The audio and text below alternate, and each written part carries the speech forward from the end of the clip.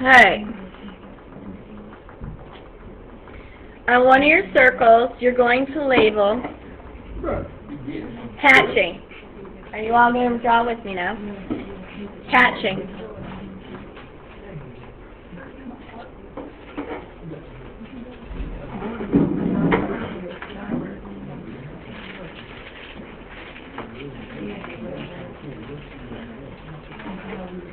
Hatching is used on fur that has a direction.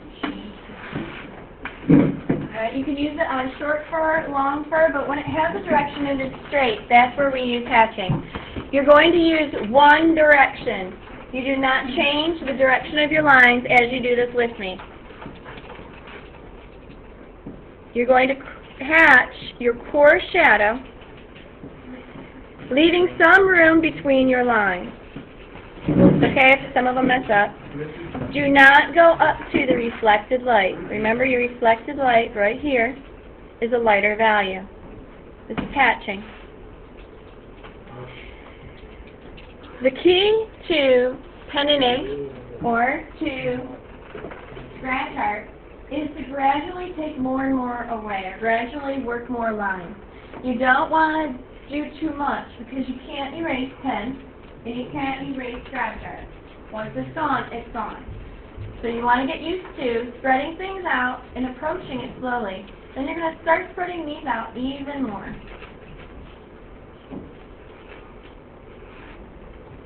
And then you're going to spread them out even more. And you may find that you can control how lightly you make marks with your pen.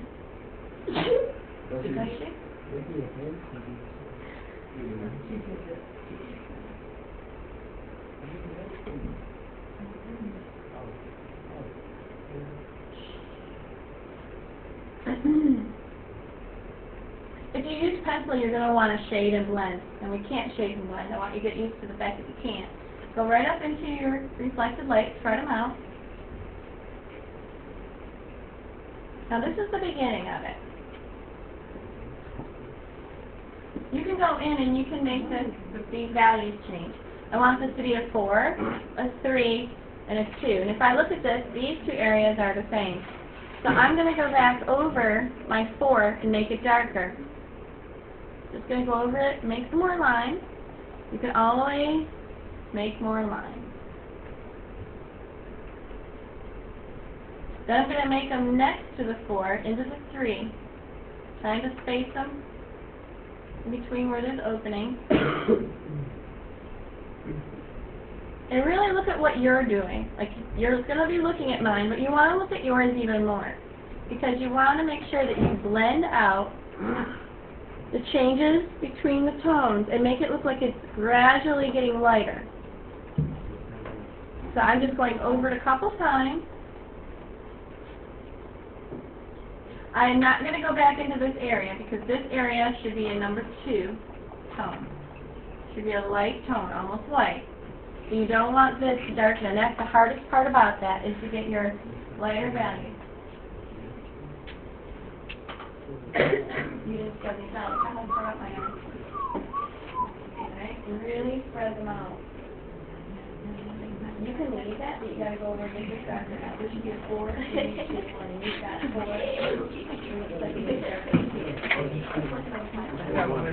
Let them touch each other.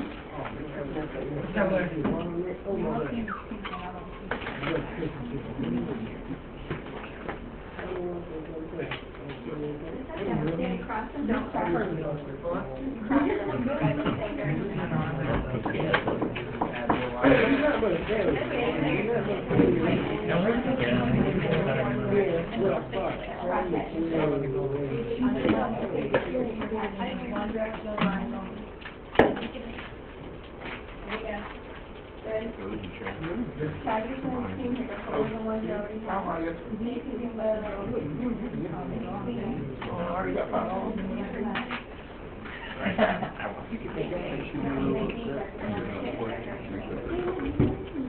Alright, the closer together the line, the more value you're going to give it. When you spread your lines apart, that's where your values change. In Art 2 we did a project called Mudrography, and we had to use words. And they made all the shadows and everything. They did all their shading with letters.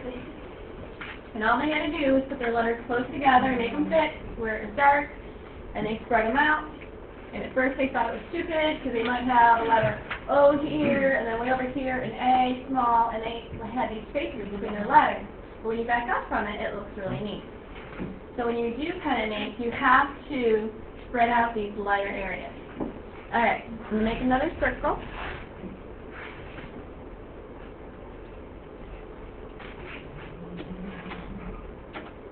It's so hard to tell where these are going to go.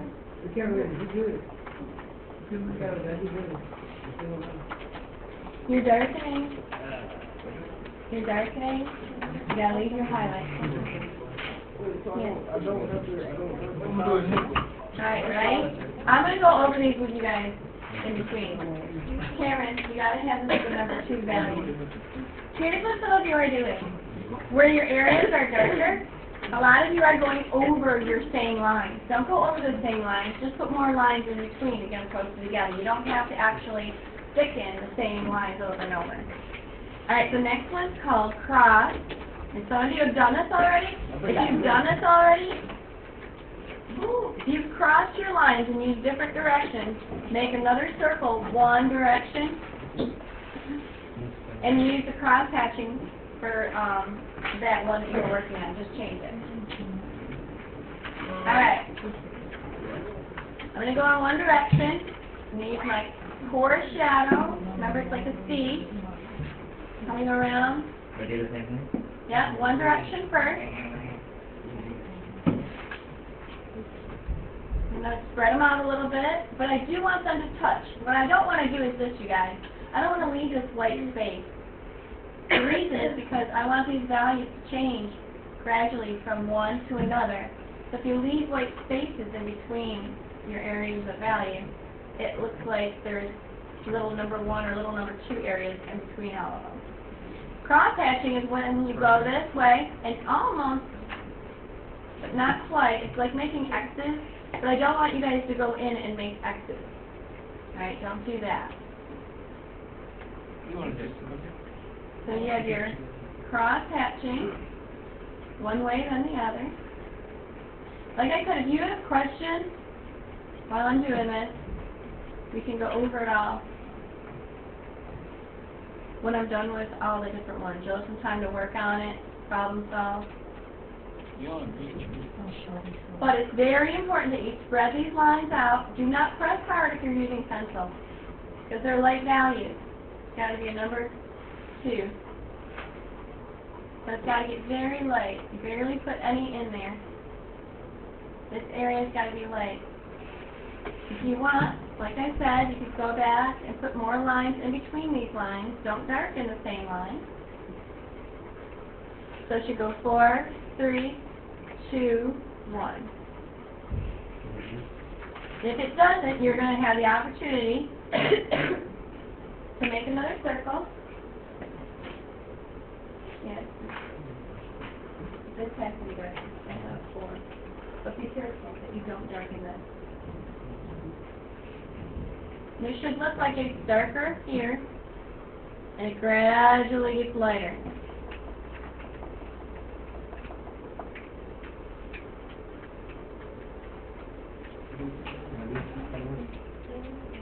Yeah, you're going to the edge of your ball. After this, you have it close to the neck. No. Straight the other way. So you cross one way, then the other. Spread them out where it's lighter. You go one way, then the other, but they're straight lines.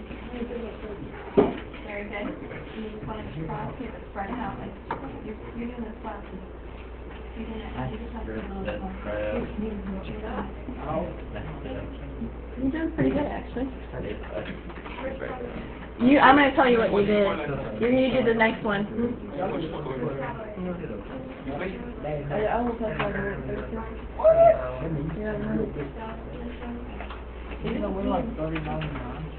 What you're doing is what we're going to do next. Yeah, I didn't cross on 4. See this light area? Right through that light area. See this light area? For what? Who?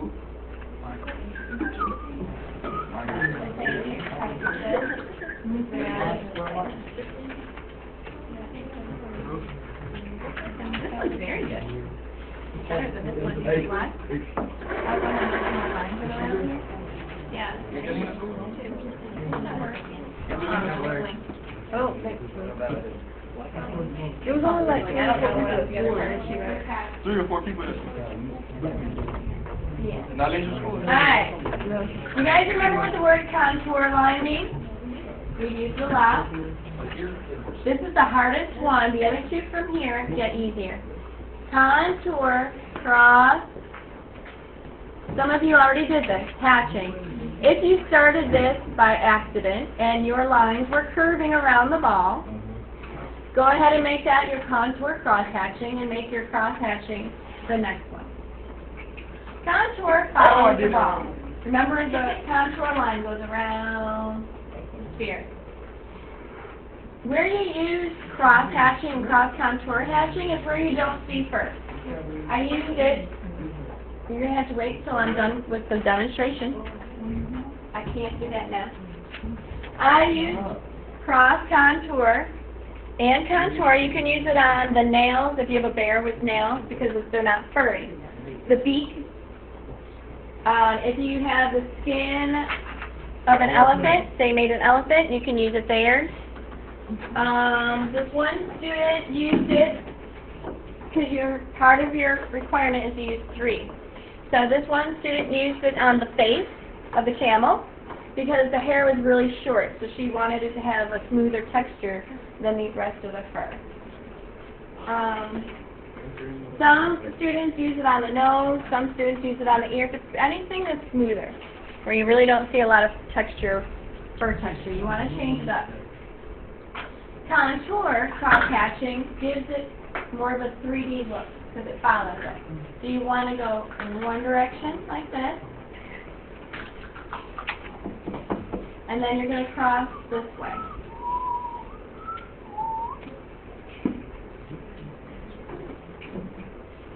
So this one is harder. It may take a couple of times, and what you want to do is have it follow around the ball. Who's that one showing? It's hard to get going with this like you do your pencil or pen. It's easier with a pen. So you want to keep this going. It's just that as you get to the lighter areas, you're going to spread your lines out and keep them closer together.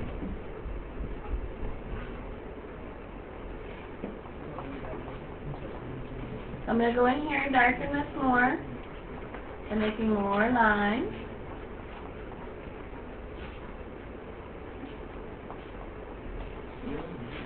Like I said, it's harder to do with this because it's hard to judge where my pen is going on the screen. No, that's old.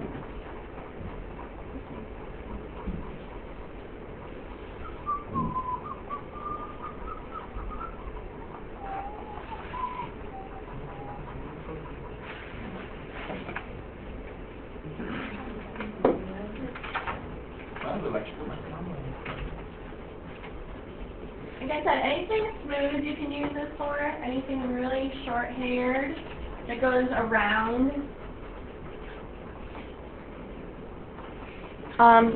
She used, let's see, Jamie used cross-hatching on the bridle of this llama. I've had people use cross-hatching, more stippling, but some use cross-hatching on the eye.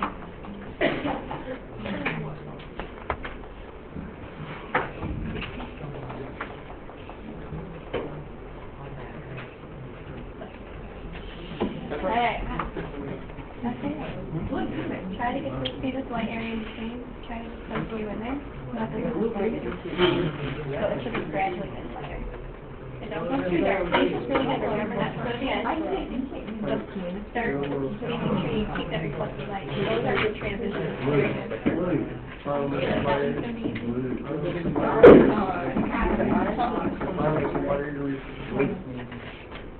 and they got to be curved. Yeah, follow one curve. Those two. I'm in the wrong spot. It's a beautiful thing. Dark in this area, see how you went dark, lighter and darker again? Dark in this area, so lighter. Go over here. I did that. I was in here. Bring it back. Bring it back. In here? In baby yard?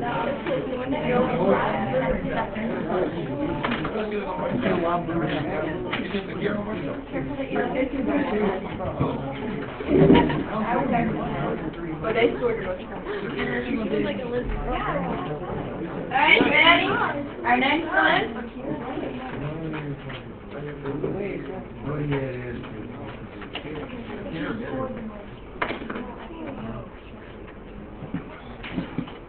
It's scumbling.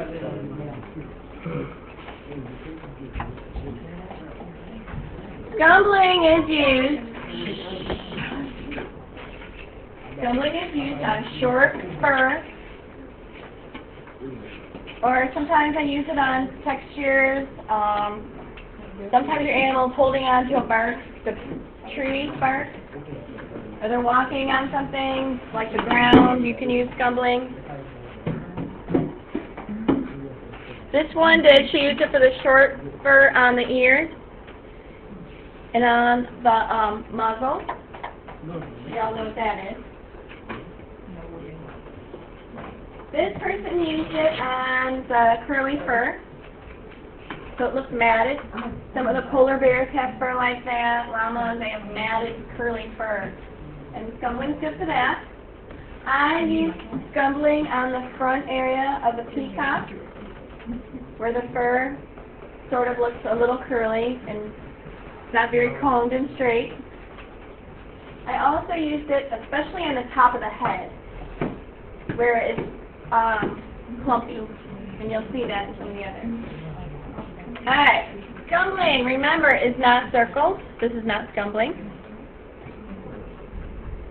And it's not scribbles like this. It's a combination. The combination of books? No, it's just one. So you go like this. Alright? It's not this. Alright. Y'all can do it. You're going to start in the area that's core. Do not scumble to the edge of your value ball. That is reflected light.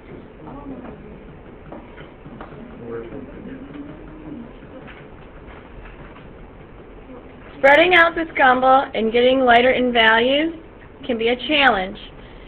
You're going to make these little squiggles that don't make sense and just let them spread out.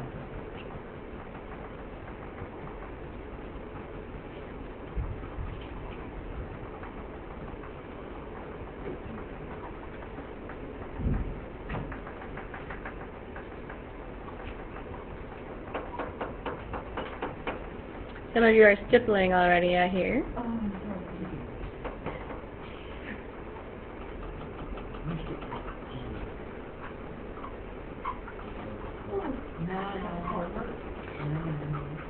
If you stipple like that, you're going to find yourself getting tired, number one, and number two, ruining my tool, so please don't. Especially when you get to the scratch tool, you'll ruin the tip of it, and you need the tip of it to be sharp. It'll bend over and get blunt on you. Yeah, what? Blunt? What's blunt? Dull. Oh.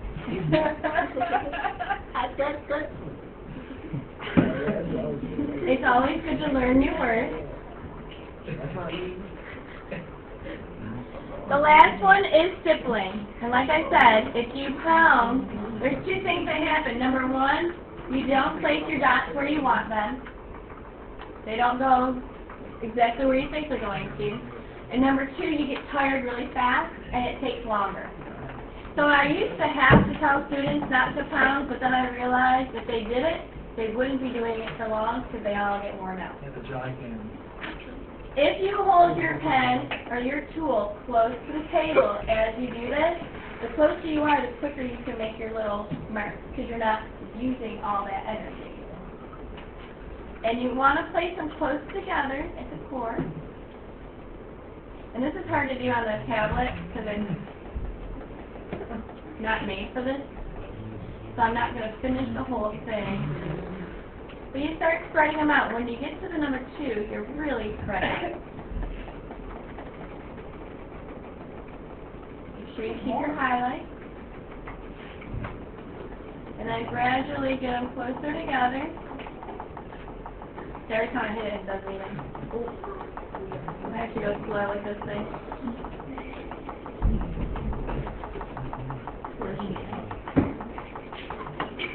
It does wear you out, actually. It's better to put light dots everywhere, spread them out, and then go back in and make them closer here. The core shadow.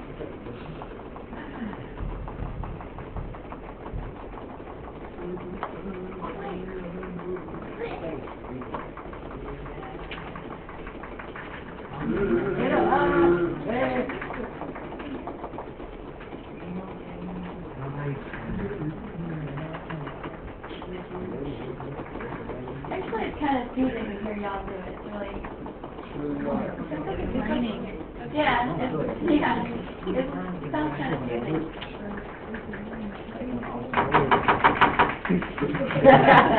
Okay, maybe that does.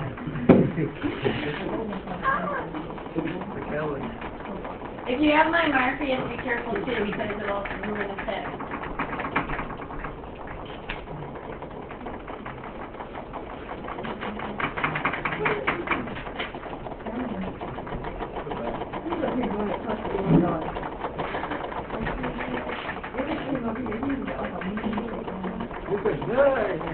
From here, when you are done, you're going to grab the picture of the duck, and you're going to draw and apply these pen and ink techniques, showing the right areas of value.